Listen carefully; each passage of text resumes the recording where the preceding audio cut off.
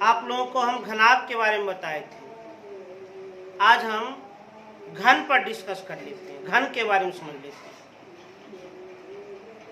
एकदम ध्यान से देखिए। घन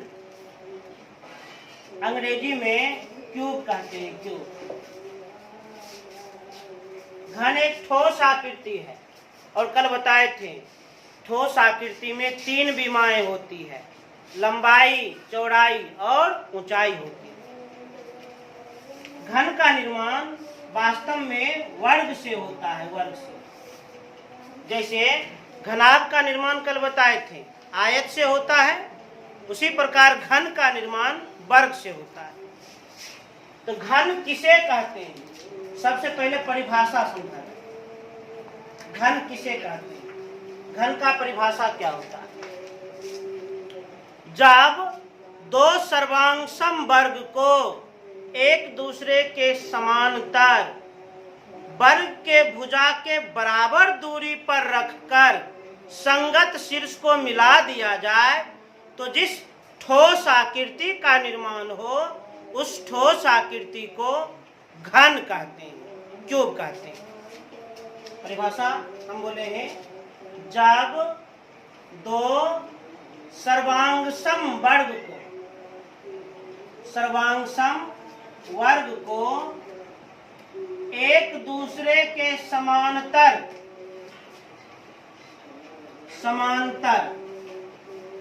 तथा वर्ग के भुजा के बराबर दूरी पर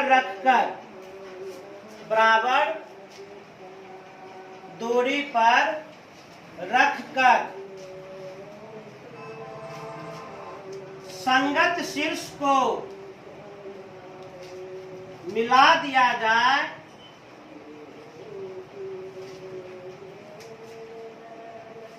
तो जिस ठोस आकृति का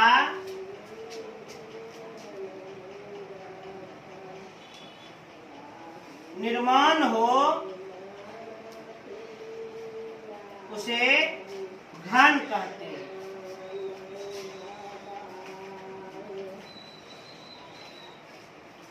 घन का परिभाषा लिख दी। जब दो सर्वांग सम मतलब सर्व अंग समान, सभी भाग बराबर को एक दूसरे के समांतर तथा वर्ग के भुजा के बराबर दूरी पर रखकर, यदि वर्ग की भुजा मानकर चलिए 2 सेंटीमीटर है तो दोनों वर्ग को हम 2 सेंटीमीटर की दूरी पर रखेंगे। वर्ग की भुजा 3 सेंटीमीटर है, दोनों वर्ग को 3 सेंटीमीटर की दूरी पर रखेंगे। और उसके संगत शीर्ष को मिला दिया जाए तो जिस ठोस आकृति का निर्माण हो उसे घन कहते हैं। हमारे दैनिक जीवन में घन के अनेक उदाहरण। जैसे घन के कुछ उदाहरण देखा जाए, जैसे केक, ये घन का उदाहरण है। जैसे कच्चा साबुन जिससे हम लोग कपड़ा साफ करते हैं, मोटा वाला आता है, वह भी घन का उदाहरण है।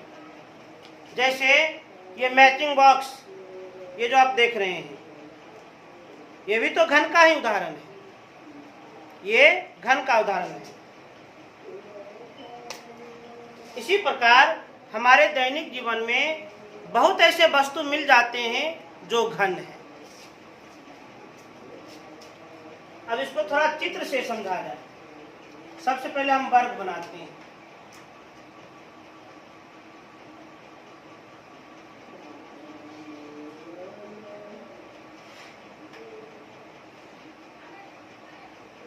ABCD एक वर्ग है।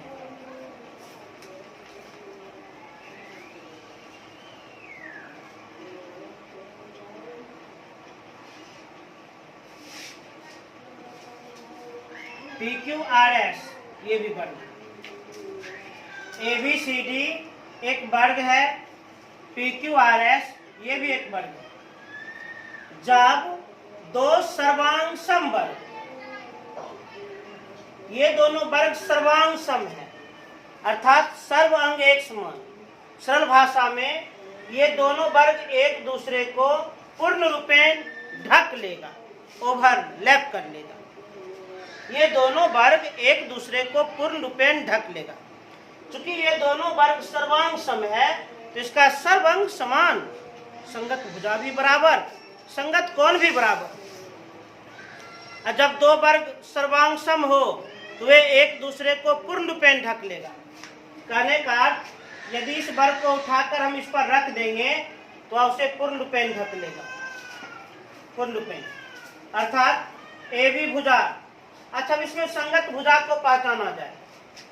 ए बी भुजा इसका संगत है पी क्यू भुजा, बी सी इसका संगत है क्यू आर भुजा, सी डी इसका संगत है आर एस भुजा, ए डी इसका संगत है पी एस भुजा। कोण ए का संगत कोण पी, कोण बी का संगत कोण क्यू, कोण सी का संगत कोण आर, कोण डी का संगत कोण एस। जब दो वर्ग एक दूसरे को के सर्वांग सम हो तो वे दोनों एक दूसरे को पूर्ण रूपेण ढक लेंगे। अब देखिए इन वर्गों के द्वारा हम घन का निर्माण करते हैं।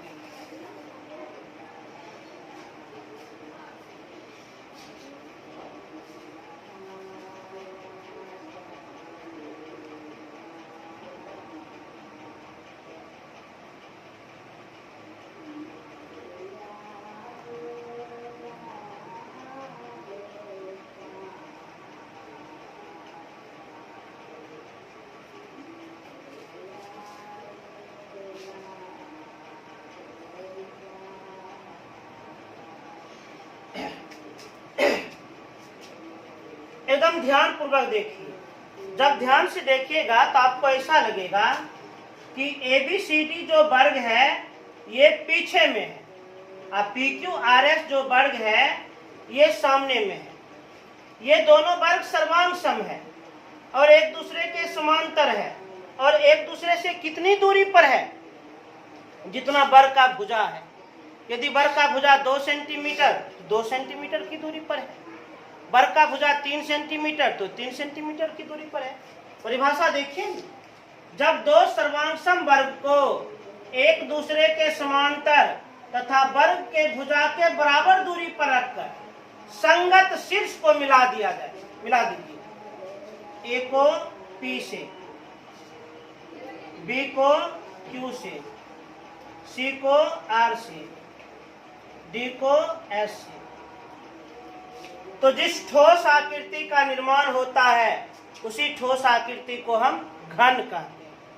देख लीजिए घन बन गया। जब दो सर्वांग सम वर्ग को एक दूसरे के समांतर और वर्ग की भुजा के बराबर दूरी पर रखकर उसके संगत शीर्ष को मिला दिया जाए तो जिस ठोस आकृति का निर्माण हो उसी को घन कहते हैं। हमारे दैनिक जीवन में घन के अनेक अनेक उदाहरण हैं, अनेक अनेक एग्जाम्पल। अब थोड़ा घन के बारे में और समझा जाए और देखा जाए। सबसे पहले घन में सतह, सतह को हम लोग फलक या पृष्ठ भी कहते हैं, फलक या पृष्ठ भी कहते हैं, ध्यान रखिएगा। उसके बाद शीर्ष,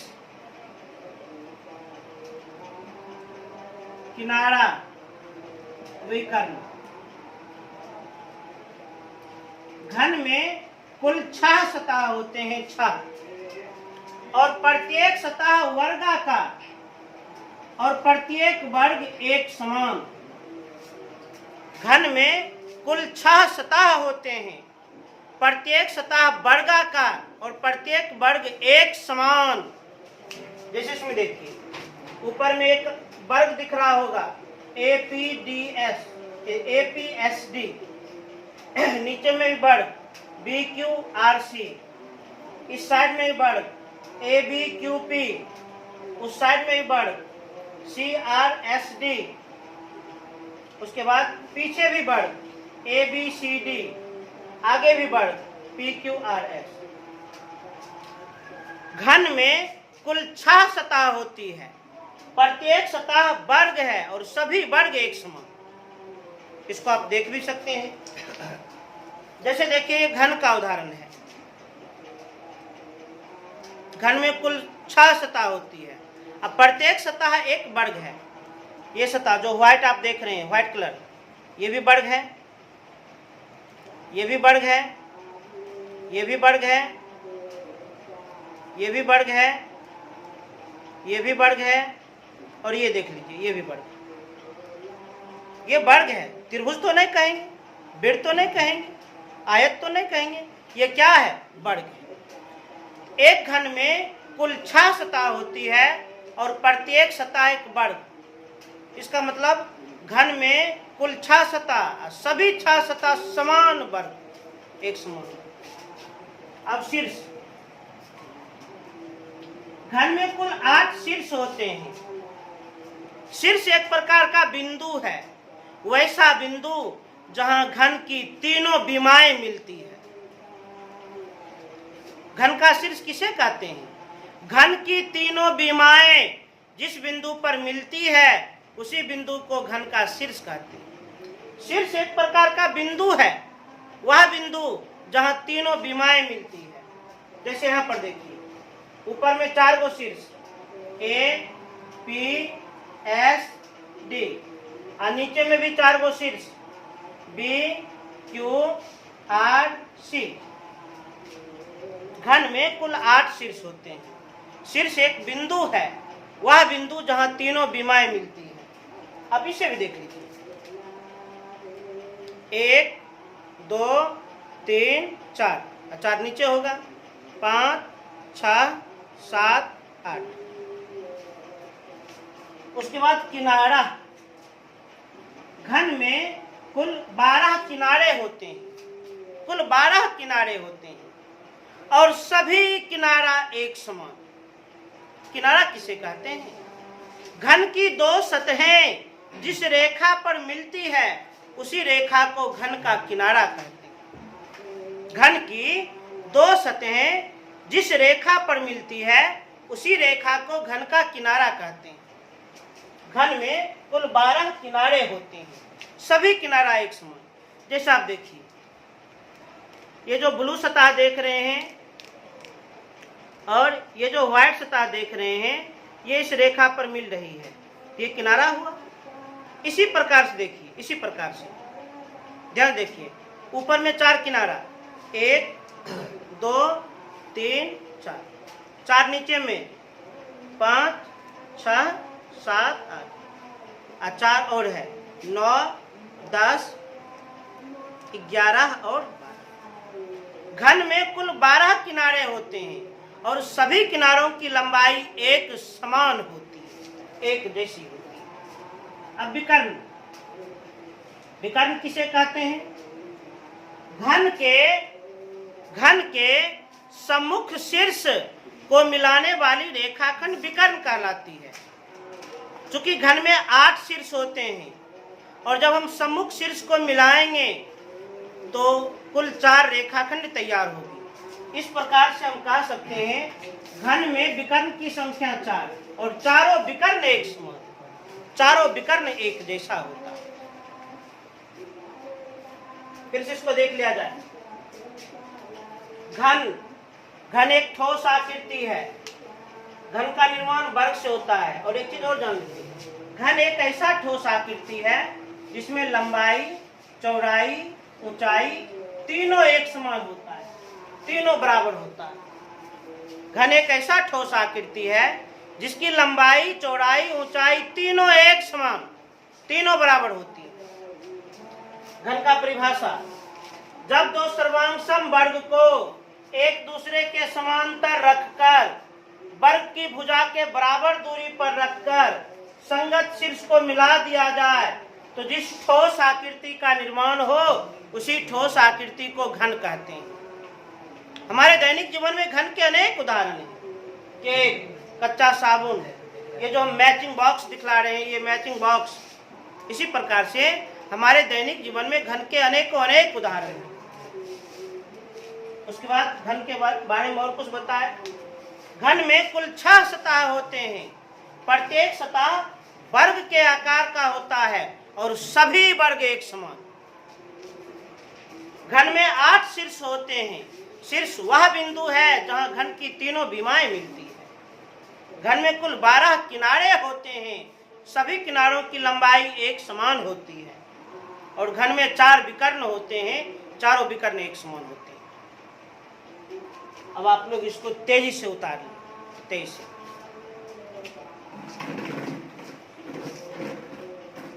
सवाल खींच देंगे। अब घन से संबंधित सूत्र को देखा जाए।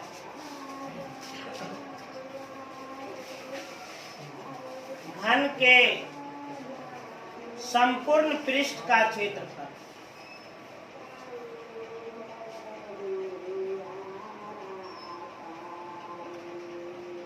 छह गुना ए स्क्वायर। दूसरा, घन के चारों दीवार का क्षेत्रफल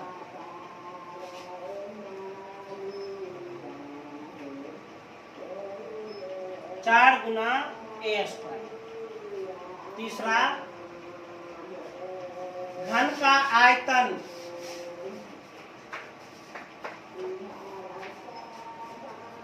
ए क्यूब।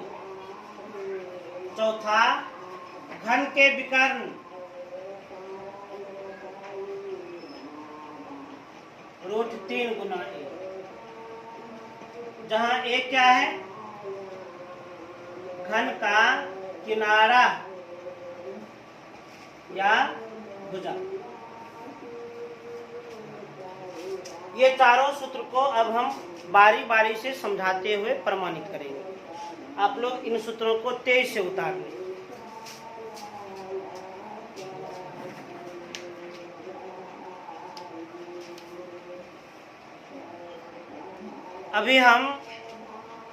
अभी हम 4 सूत्र लिखे थे। अब चारों सूत्र को हम समझाते हैं। थोड़ा ध्यान से देखिए।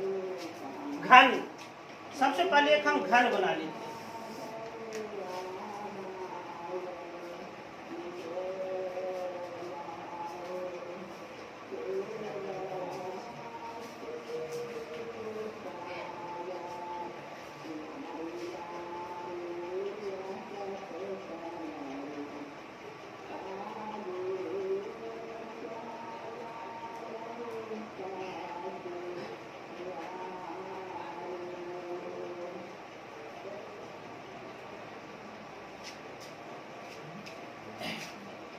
सबसे पहले देखा जाए घन के संपूर्ण पृष्ठ का क्षेत्रफल। फॉर्मूला होता है 6 गुना ए स्क्वायर। अब इसको थोड़ा हम सिद्ध करते हैं, साबित करते हैं। संपूर्ण पृष्ठ क्षेत्रफल को हम कुल पृष्ठ क्षेत्रफल भी कहते हैं। एस से सूचित किया जाता है। एस घन का संपूर्ण पृष्ठ, इसका अर्थ क्या है? इसका अर्थ है घन का सभी सतह। और हम जानते हैं घन में कुल 6 सतह होते हैं। प्रत्येक सतह वर्ग और सभी वर्ग एक समान। तो इसका मतलब है घन का संपूर्ण पृष्ठ क्षेत्रफल कैसे निकालेंगे? तो 6 वर्ग का क्षेत्रफल निकाल देंगे और सभी वर्ग एक समान। तो 1 वर्ग का क्षेत्रफल निकाल कर 6 से गुना कर देंगे। तो 1 वर्ग का क्षेत्रफल निकाल कर हम गुना कर देते हैं 6 से। 1 वर्ग का क्षेत्रफल ए स्क्वायर, जिसको हम भुजा स्क्वायर भी कहते हैं, गुना 6। अब गुणांकक्रम बदल सकते हैं, तो 6 गुना ए स्क्वायर। घन का संपूर्ण पृष्ठ का क्षेत्रफल हम निकाल लिए 6 गुना ए स्क्वायर, जहां ए क्या है? घन की किनारा या भुजा। घन की किनारा या भुजा। अब दूसरा है घन के चारों दीवार का क्षेत्रफल। चारों दीवार का क्षेत्रफल फॉर्मूला होता है 4 गुना ए स्क्वायर। ध्यान रहे, चारों दीवार को हम लोग वक्र पृष्ठ या पार्श्व पृष्ठ भी कहते हैं। चारों दीवार को वक्र पृष्ठ या पार्श्व पृष्ठ भी कहते हैं, जिसे ए से सूचित किया जाता है। तो घन के चारों दीवार का क्षेत्रफल, चारों दीवार का क्षेत्रफल कैसे ज्ञात करें? बड़ा सीधा साधा उपाय। चार दीवार मतलब चार सतह, और हम जानते हैं घन का सभी सतह वर्ग है और सभी वर्ग एक समान है। तो घन के चारों दीवार का क्षेत्रफल कैसे ज्ञात करें? तो एक वर्ग का क्षेत्रफल निकाल कर 4 से गुना कर देंगे। एक वर्ग का क्षेत्रफल निकाल कर 4 से गुना कर देंगे। अब वर्ग का क्षेत्रफल भुजा स्क्वायर अर्थात ए स्क्वायर गुना 4। अब गुना में क्रम बदल सकते हैं, 4 गुना ए स्क्वायर। इसका मतलब इससे कुछ और सूत्र बनाते हैं। चूंकि घन में कुल 6 सतह हैं, सभी सतह वर्ग है, सभी वर्ग एक समान है। यदि कोई हमसे पूछे घन के एक पृष्ठ का क्षेत्रफल बताओ, तो माने एक वर्ग का क्षेत्रफल ए स्क्वायर। घन के 2 पृष्ठ का क्षेत्रफल बताओ, माने 2 वर्ग का क्षेत्रफल 2 गुना ए स्क्वायर। घन के 3 पृष्ठ का क्षेत्रफल बताओ, माने 3 वर्ग का क्षेत्रफल 3 गुना ए स्क्वायर। घन के 4 पृष्ठ का क्षेत्रफल बताओ, माने 4 वर्ग का क्षेत्रफल 4 गुना ए स्क्वायर। घन के 5 पृष्ठ का क्षेत्रफल बताओ, माने 5 वर्ग का क्षेत्रफल 5 गुना ए स्क्वायर। घन का संपूर्ण पृष्ठ क्षेत्रफल बताओ, माने 6 वर्ग का क्षेत्रफल तो 6 गुना ए स्क्वायर। तो क्या कंप्लीट? अब है तीसरा, घन का आयतन। घन का आयतन होता है ए क्यूब। आयतन को अंग्रेजी में वॉल्यूम कहते हैं, भी से सूचित करते हैं। घन का आयतन कैसे ज्ञात करेंगे? पिछले क्लास में बताए थे। जब हम घन का आयतन निकालेंगे या घनाभ का आयतन, तो आधार का क्षेत्रफल निकालकर ऊंचाई से गुना कर देंगे। आधार का क्षेत्रफल निकालकर ऊंचाई से गुना कर देंगे। आधार का क्षेत्रफल निकालकर ऊंचाई से गुना कर देंगे। एक चीज ध्यान रहे, यहाँ जो आप घन देख रहे हैं, घन में कुल 12 किनारे होते हैं और सभी किनारा एक समान। यदि हम एक किनारा को मान लीजिए ए मान लीजिए, तो सभी किनारा को ए मान लेंगे। ये किनारा इसको भी ए मान लेंगे, ये किनारा इसको भी ए मानना है, ये किनारा इसको भी ए मानना है, ये किनारा इसको भी ए मानना है, ये किनारा इसको भी ए मानना है। इसी प्रकार ये किनारा इसे भी ए मान लेते हैं, ये किनारा। मतलब कुल 12 किनारे होते हैं, कुछ को हम प्रदर्शित करते हैं। घन के प्रत्येक किनारे को हम ए मान लिए। अब घन का आयतन निकालेंगे तो कैसे निकालेंगे? तो आधार का क्षेत्रफल निकाल कर ऊंचाई से गुना कर देंगे। अब घन के आधार में क्या रहता है? तो घन के आधार में वर्ग रहता है, वर्ग। अब वर्ग का क्षेत्रफल भुजा स्क्वायर, वर्ग का क्षेत्रफल भुजा स्क्वायर। और नीचे में जो आप वर्ग देख रहे हैं, जैसे देख लीजिए ना, इसे यही तो है, यही तो वर्ग है। नीचे में जो आप वर्ग देख रहे हैं, उस वर्ग का प्रत्येक भुजा क्या है? ए।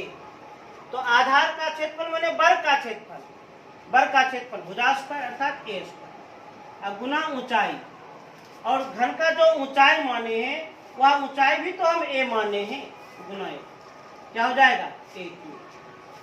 एक और सूत्र है घन का विकर्ण। घन का विकर्ण,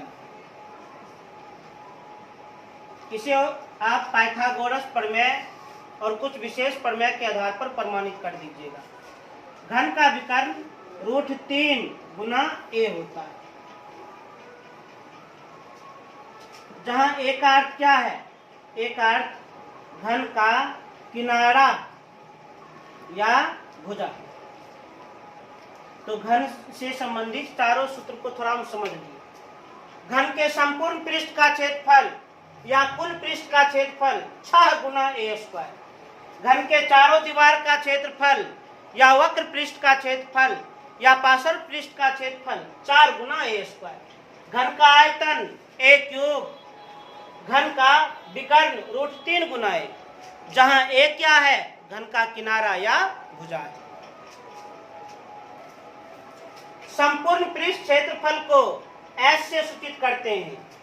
चारों दीवार का क्षेत्रफल या वक्र पृष्ठ का क्षेत्रफल या पार्श्व पृष्ठ का क्षेत्रफल बड़ी ए से सूचित करते हैं, आयतन को भी से सूचित करते हैं और विकर्ण को डी से सूचित करते हैं, क्योंकि अंग्रेजी में डायगोनल कहते हैं। पहला लेटर डी हम डी से सूचित कर सकते हैं। इसको आप लोग तेजी से उतार लें।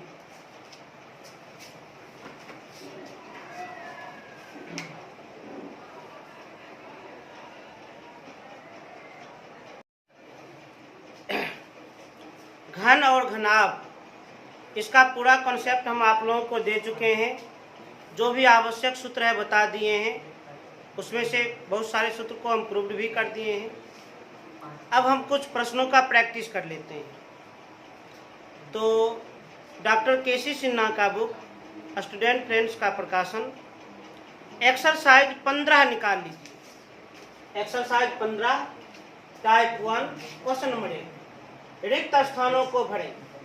पहला क्वेश्चन है, यदि एक घन की प्रत्येक भुजा m गुना कर दी जाए तो उसके पूर्व एवं नए पृष्ठों के क्षेत्रफलों का अनुपात डैश होगा।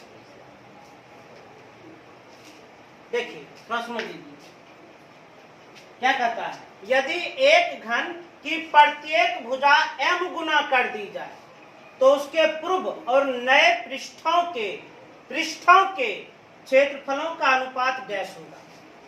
हम लोग जानते हैं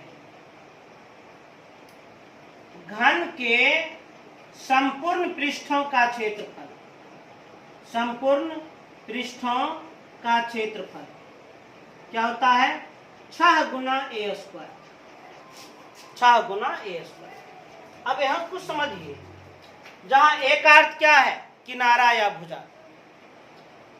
कोई भी सूत्र वास्तव में वेरिएबल पर निर्भर करता है, कांस्टेंट पर नहीं। यहाँ पर घन का संपूर्ण पृष्ठ का क्षेत्रफल ए स्क्वायर पर निर्भर करता है। घन के संपूर्ण पृष्ठ क्षेत्रफल को हम एस से करते हैं। कोई भी सूत्र वेरिएबल पर निर्भर करता है, कांस्टेंट पर नहीं। यह सूत्र 6 पर निर्भर नहीं कर रहा है, ए स्क्वायर पर निर्भर कर रहा है। अर्थात हम इसको ऐसे भी कह सकते हैं, घन के संपूर्ण पृष्ठ का क्षेत्रफल, जिसको हम एस से करते हैं, यह सीधा समानुपाती है किसका, ए स्क्वायर। घन का संपूर्ण पृष्ठ का क्षेत्रफल भुजा के वर्ग का सीधा समानुपाती है। अर्थात घन की भुजा को हम 2 गुना कर देंगे तो 2 का वर्ग 4, संपूर्ण पृष्ठ क्षेत्रफल 4 गुना हो जाएगा। घन के भुजा को हम 3 गुना कर देंगे तो 3 का वर्ग 9, संपूर्ण पृष्ठ का क्षेत्रफल 9 गुना हो जाएगा। घन के भुजा को हम 4 गुना कर देंगे तो 4 का वर्ग 16, संपूर्ण पृष्ठ का क्षेत्रफल 16 गुना हो जाएगा। घन का प्रत्येक भुजा हम 5 गुना कर देंगे तो 5 का वर्ग 25, संपूर्ण पृष्ठ क्षेत्रफल 25 गुना हो जाएगा। कहने का घन का संपूर्ण पृष्ठ का क्षेत्रफल सूत्र होता है 6 गुना ए स्क्वायर होता है, ये सूत्र है। संपूर्ण पृष्ठ का क्षेत्रफल वास्तव में भुजा स्क्वायर पर ही निर्भर करता है, भुजा स्क्वायर पर निर्भर करता है। यदि प्रत्येक भुजा को 10 गुना कर दिया जाए तो संपूर्ण पृष्ठ का क्षेत्रफल 10 का वर्ग 100, 100 गुना बढ़ जाएगा। अब इसी को समझा जाए, यदि एक घन की प्रत्येक भुजा m गुना कर दी जाए, प्रत्येक भुजा m गुना कर दी जाए तो उसके पूर्व और नए पृष्ठों के क्षेत्रफलों का अनुपात क्या होगा। पूर्व के पृष्ठों एवं नए पृष्ठों का अनुपात क्या होगा। तो घन का संपूर्ण पृष्ठ का क्षेत्रफल 6 गुना ए स्क्वायर, मान लीजिए यही पूर्व का पृष्ठ है, 6 गुना ए स्क्वायर, अनुपात मीन्स बट्टा, और नए पृष्ठों का क्षेत्रफल। यदि एक घन की प्रत्येक भुजा m गुना कर दी जाए, प्रत्येक भुजा को m गुना कर दी जाए, कर दीजिए इसको m गुना कर दीजिए, क्या हो जाएगा 6। इस भुजा को हम m गुना कर देंगे, am होल स्क्वायर तो दिखाना पड़ जाएगा। अब इसको सॉल्व कर दिया जाए तो 6 ए स्क्वायर बटा 4, am का होल स्क्वायर, ए स्क्वायर m स्क्वायर, ये भी कट गया, ये भी कट गया, 1, अर्थात 1 अनुपात m स्क्वायर। पहला क्वेश्चन का जवाब, यदि एक घन की प्रत्येक भुजा m गुना कर दी जाए तो उसके पूर्व और नए पृष्ठों के क्षेत्रफलों का अनुपात कितना होगा? 1:m² होगा। अब दूसरा सवाल है, 10 मीटर, 5 मीटर एवं 6 मीटर किनारे वाले घनाभ का आयतन डैश मीटर क्यूब होगा। 2 नंबर में एक घनाभ का आयतन पूछ रहा है। ये 10 मीटर घनाभ की लंबाई है, 5 मीटर चौड़ाई है, 6 मीटर ऊंचाई है। 10 मीटर, 5 मीटर एवं 6 मीटर किनारे वाले घनाभ का, मतलब घनाभ का तीनों बीमा दे दिया, लंबाई, चौड़ाई और ऊंचाई दे दिया, और आयतन पूछ रहा है। आसानी से हम बता देंगे। हम लोग सूत्र पढ़े हैं, जानते हैं। घनाभ का आयतन क्या होता है? फॉर्मूला लंबाई गुना चौड़ाई गुना ऊंचाई। घनाभ का लंबाई कितना दिया है? 10 मीटर गुना चौड़ाई कितना दिया है? 5 मीटर गुना ऊंचाई कितना दिया है? 6 मीटर। ये तीनों को हम गुना कर देंगे, 300 मीटर क्यूब। अरे घनाभ का लंबाई, चौड़ाई और ऊंचाई दिया था, तो आयतन कैसे ज्ञात करेंगे? L गुना B गुना H। तो घनाभ का आयतन 300 मीटर क्यूब हो जाएगा। मीटर क्यूब तो लिखा है, हम लिख देते हैं यहाँ पर 300। अब तीसरा है, यदि 3 नंबर है, किसी घन का एक किनारा एवं विकर्ण की लंबाई डैश के अनुपात में है। ये भी आराम से बन जाएगा। किसी घन का एक किनारा, घन का एक किनारा एवं विकर्ण की लंबाई, विकर्ण की लंबाई डैश के अनुपात में है। घन का एक किनारा, घन के एक किनारे को हम A से सूचित करते हैं, अनुपात मीन्स बट्टा। अब विकर्ण की लंबाई, घन का विकर्ण सूत्र बताए हैं, √3 गुना A होता है। A और A कट गया एक बार में, कितना? 1:√3। तो घन का एक किनारा एवं विकर्ण की लंबाई 1:√3 के अनुपात में, 1:√3 के अनुपात में।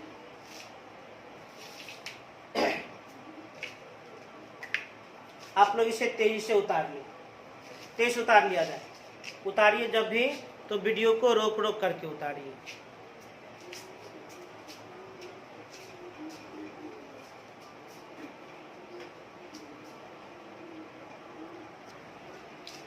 तो घन और घनाभ का थ्योरी दे दिए। एक्सरसाइज 15 में कुछ सवाल का हम आज थोड़ा सा प्रैक्टिस किए। आगे हम आज प्रैक्टिस नहीं करना चाहते हैं। सबसे पहले आप लोग सूत्र अठस्थ कीजिए, तब हम प्रैक्टिस करेंगे। आज का होमवर्क 22 तारीख है। पहला है, घन तथा घनाभ के सभी सूत्र को याद कर 5 बार लिखें।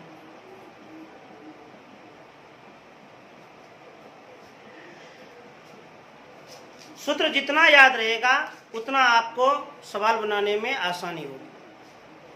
इसलिए सूत्र आप लोग निश्चित रूप से याद कर लीजिएगा, निश्चित रूप से, तब हम अगले कक्षा में समय देंगे। फिलहाल अभी आप लोग को लग रहा होगा कि सर 30 मिनट 35 मिनट का समय दे रहे हैं। ऐसी कोई बात नहीं है। पहले आप लोग से हम जुड़ना चाहते हैं।